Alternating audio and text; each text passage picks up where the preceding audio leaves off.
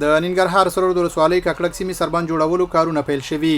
د سرود ولسوالۍ مرستیال مولوي اسد الله خادم وایي د همکارو مؤسسو پر مټ دغه سربند جوړولو کارونه پیل کړي او پر غېدو سره به خلکو ته غني اسانتیاوي برابر شي.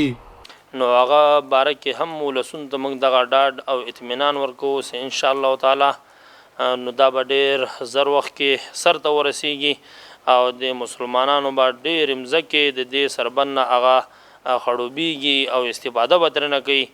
نو په دې باندې موږ ولس ته پوره ډاډ او اطمینان ورکوو او آینده لپاره موږ ورسره دغه عهد ده ان شاء الله چې نور خدمتونه به هم ان شاء الله دلته کېږي.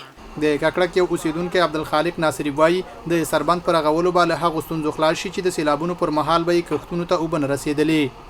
دغه سره موږ ډیر په مشکلاتو کې وو. سیلابونه براغله زموږ د ازمکې د ولسونو دوته ډیر غټ تاوان اوخته پسونه مو سوځېدل اوبه په خړ کې روان وي زموږ په بند کې به اوبه نتلې د دې په جوړېدلو سره زموږ د ولسونو ته ډیر ګټه وړي او موږ د اسلامي امارت نه ډیر منندوی یو خوشاله یو چې موږ ته دغه سربند په حق باندې ډیر هلې ځلې وکړي او موږ ته منظور کو جوړیږي.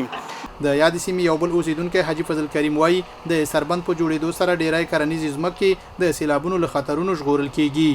د ککړک دا سربند تقریبا 3.5 زره جریبه ځمکه دې لاندې خړوب کېږي او دا 10 کاله کېږي چې دې مشکل سره موږ مخ یو او د امارت نه ډیره مننه کوو چې په دې امارت راتلو سره موږ ته 2 مؤسسو دغه کار شروع کړ او اوس فعلا تاسو وینئ چې دا کار لګیا ده دا 2 ورځې کېږي دوی شروع کړې ده. نو موږ د امارت نه ډیره مننه کوو او د ککړک ولسونه ټول د امارت سره هر وخت همکاري کې. په ټوله کې اسلامي امارت هڅه کوي بزګرانو ته د اوبو سربیره نورو برخو کې هم اسانتیاوي برابرې کړي.